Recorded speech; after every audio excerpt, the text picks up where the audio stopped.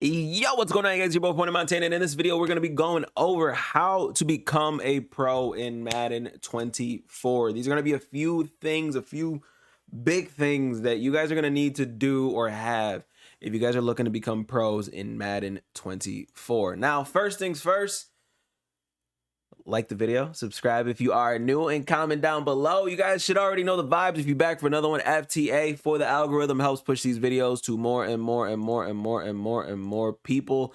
Or I could always just drop this little thingy where it just reminds you, boom, subscribe, like the video, and notification stuff. Yeah.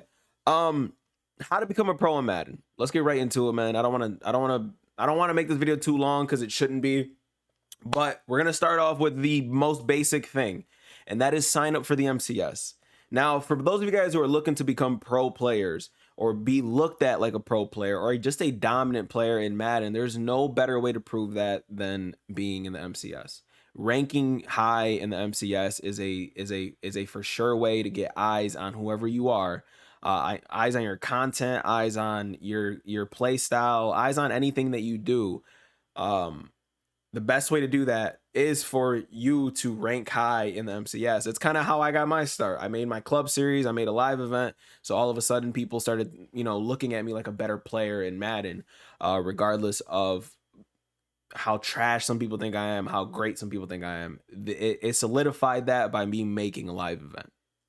Now, to make that live event, you are going to need a few things. Some people don't have this. Some people have a good amount, and the first thing is time. If you don't have the time, I'm sorry, but this is not for you. If you can't make the time, this is not for you. If you can't make the time, then you either don't want it or this is not for you. I have a full-time job. For those of you guys who don't know, I am a manager at a casino, and it's hard to find the time to compete on top of content, on top of streaming, on top of having a family. For me, competitive Madden is almost pretty much done for me because I have literally I get 3 hours of sleep a day. Look at the bags in my eyes. Time. I need it. But it's honestly, it stopped me from competing as much as I would like to. But that's something that you guys are going to need if you guys want to take that next step to becoming a pro player. Now, the reasoning for that is because you guys need to lab. And to lab, you need lab partners. And this is the second thing you guys are going to need if you guys are trying to become the best Madden players you possibly can be. And that's lab partners. You will never see you'll never see this guy not lab with this guy. You'll never see W and Skimbo not lab together. Shout out to this Madden 17 picture where W actually won the Madden Bowl this year. And then you'll never see this guy not lab with this guy, the TNC boys. In this picture, I don't even know if they hit puberty yet, but they still lab together. And that's one of the most crucial things in Madden that people don't understand. It's not just Madden, it's all of gaming, it's all of anything that you do in life. If you are labbing and preparing with players who are like-minded, who have the same goal as you to become the best, to become the best, to be the best, to play the best, to work with the best, it's all a mindset that you guys all have to have as one. I had my best year when I played with a few of my buddies, Space Jam, Earl, 49er for life, if the 49er club champion. Space Jam was he was the runner-up for the Chiefs at one year. Techers, he was top 8 in one of the clubs. Again, when I played and labbed with those guys, D Rose, Rat, these are certain people. When I labbed with those guys, I had my best years. I had my best years on Madden. I had a little bit of extra time I put forth towards playing Madden, and because I had those lab partners, they propelled me up. They helped me. Whenever I needed a lab game, somebody was there. Whenever I needed to practice something, somebody was there. It's crucial, and that's why you always see the same guys up at the tippity top, because you'll always see them labbing together. You'll always see young Kiv up there. You'll always see Henry up there. You'll always see Dez up there now. Why? Because even if they're not that great at the game at the beginning of it, they will slowly catch up to the people that they lab with, because again, iron sharpens iron. That's always been the case. That will always be the case, and it will always help you be better at Madden. Now, if you don't have lab partners,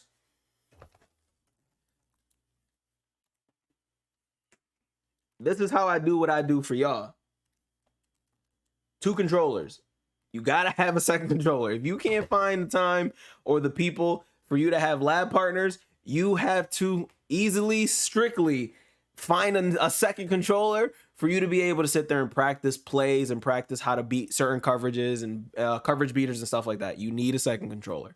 I'm sorry, you gotta cough it up. You gotta cough up the money for it. You don't even need a fully like done up PlayStation 5 or 4 or whatever console you're on. You just need something that will turn on and allow you to pick plays and set up defenses or offenses for you to be able to kind of have that second controller and kind of lab certain things up. That's how I find certain blitzes for you guys, or I'll find it, you know, by playing somebody, you know, that's just how life is now.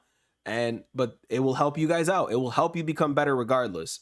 Pro level, you need the partners, but to become better in general, get a second controller. Now, for in-game things, because I think those are the 2 main things outside of the in-game aspects that will help you become pro level. The 2 main game things, and I'm going to start off by praising one of the GOATs, if not the GOAT, and that's Problem Right. He was not only a defensive mastermind when he was going through his runs, but he was also a master of time management, except for in the Madden 17 Madden Bowl where he ended up losing the W. But that's besides the point. He made a bad call. He is probably one of the best when it comes to time management, and he's one of the best to watch. Like, if you watch his older games, you will notice that if he was in a position to win the game, he almost never lost, because he always put himself, if he was winning and he had the ball, clock was gone. He hiked the ball at the 1 second. He wouldn't leave any time left on the clock. He would wear you down simply with time. So now you're fighting against the scoreboard plus the time clock, and that's always one of the worst things. And time management seems to be one of the things that a lot of people fall short on. Like, Henry has become a very good player when it comes to time management as well. One of the things he does that caught my eye immediately was he would hike the ball at the 15-second mark so that no time actually got ran down off of the clock in the newer Maddens, so that if he needed more time on the clock, he's holding on to that, because he can set up his plays within that 15-second mark instead of calling his play at the 22 mark where it runs down 7 seconds. Time management, that's a pro level thing, and it's a pro level thing that a lot of people need to learn how to do and how to run, is pretty much the clock. You need to learn the clock. That's such an important time. That's such an important aspect to being a pro and being a better player. Even if you have a run scheme, you got to make sure that you're working that clock towards your run scheme, so that, you know, if you are winning the game, now you can shoot. But if you're losing the game, now you have to, you know, learn how to take those runs that are going towards the outside so you can get out of bounds and then call your play at certain times. Again, there's so much that goes into it, but obviously it's one of the most important aspects, in my opinion, because some people will lose the game within the last seconds of the game simply because there was no time left. Now, besides time management, this is important. And I'm going to say this right now for those of you guys who are casual, you know, more towards the casual, I want to enjoy the game side of things. The cheese comment, cheese this, cheese that, all they run is cheese. If you are one of those people that whines about cheese, you need some crackers, my boy, because the Madden game ain't pro level. Madden ain't for you. Cheese is always going to be a meta, and part of being a pro player is embracing the meta, whether it be on offense or whether it be on defense. And after I get done with my little rant, I'm going to go ahead and show you one of the metas in Madden on offense that some people seem to miss. But embracing the meta it's probably the biggest part. You will never have a Madden where the person who wins whatever championship or whatever tournament isn't embracing some form of a meta within their scheme, whether it be coverage beaters, cheesy coverage beaters, rollout corners, dollar, Mike Blitz, any of that stuff. Oh, that's cheese. It's just cheese. It's just cheese to you because it works. I don't like cheese either. But if I'm looking to sign up for a competitive tournament, I can't look over the fact that someone might run that on me. And instead of whining about it, I have to learn how to beat it. So you have to embrace whatever meta, whether it's being ran on you or whether you're running it on someone else.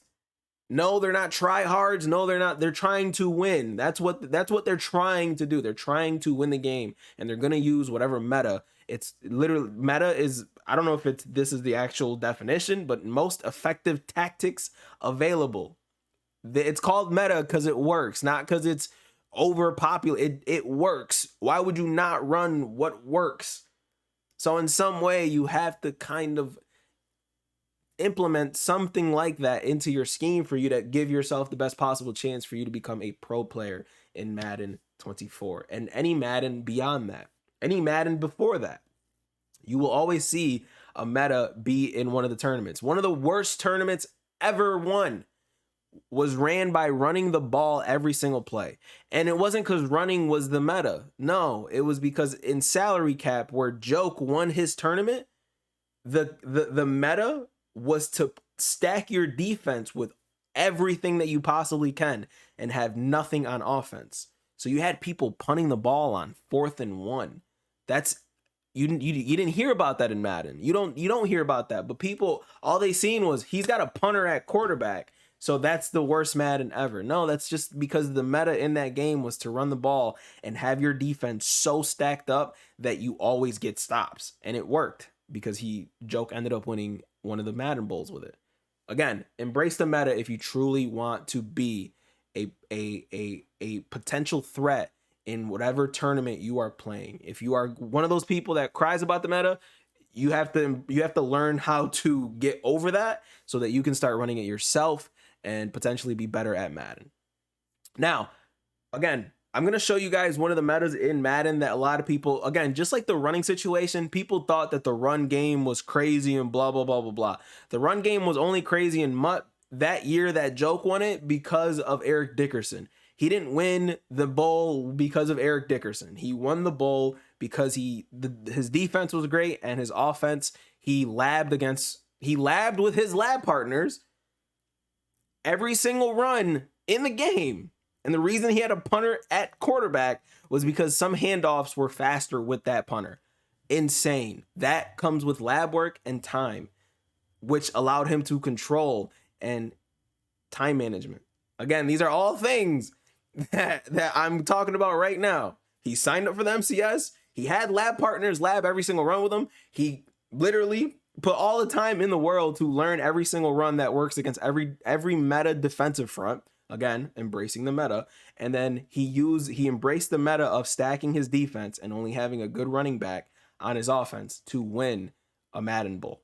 That is literally everything that I'm talking about here. In one of the most disgusting ways to win a tournament by nonstop running the ball, he did that.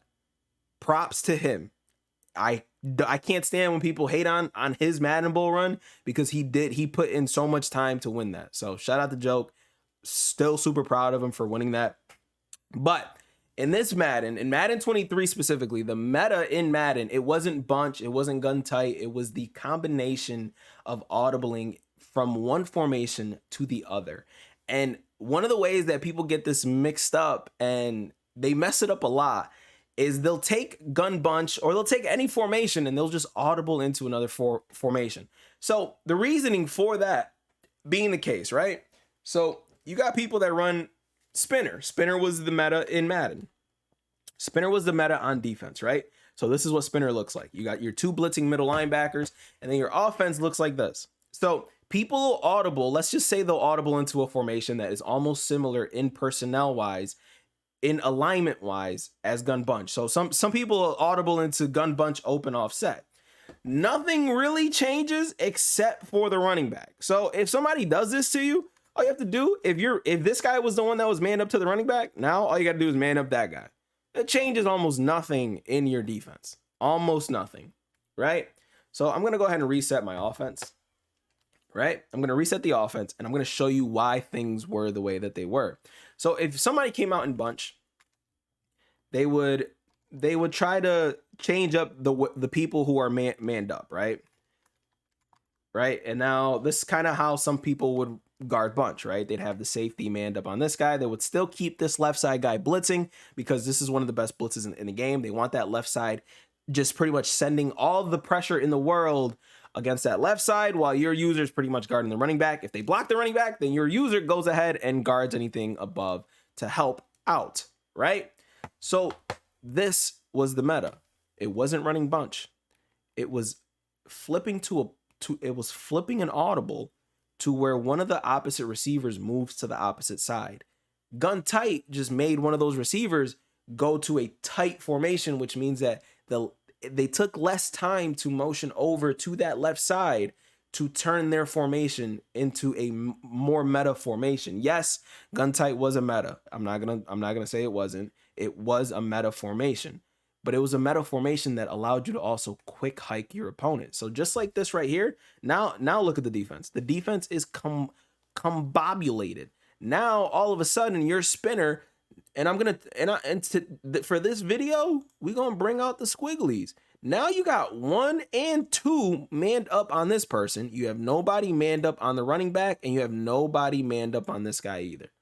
So now your defense has to completely reset, which allows the offense to pretty much sometimes be able to, because obviously people were running certain plays, to sit there and quick hike you into pretty much allowing some plays that might allow people to just take the top off or get that quick running back route. And I forgot to erase the squigglies, but that was the meta. It was forcing your opponent. So yeah, they're sitting there, and as soon as they change up, because every good player is coming out and they're audibling. They're not audibling. They're setting up their defense to guard certain things to make sure that, you know, your defense is set differently, right?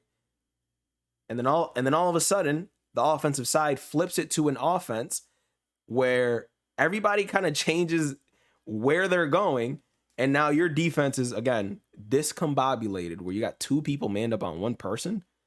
That's not gonna help. That's not gonna work for you. And then sometimes you'll end up leaving this guy on his little hard flat. Again, everything ends up messed up, and that's why this was the meta. It wasn't necessarily running tight. It was the combination of running a bunch formation and flipping it so that the defense ends up misaligned against your offense. Again, there's smaller intricacies that happen within every single meta, especially this one, especially the run meta that was years ago. I think the only one that wasn't really too crazy was Escape Artist. Escape Artist was just nasty. But again, embrace the meta. It will help you become a pro player, and it will take your game to the next level, regardless of who you are.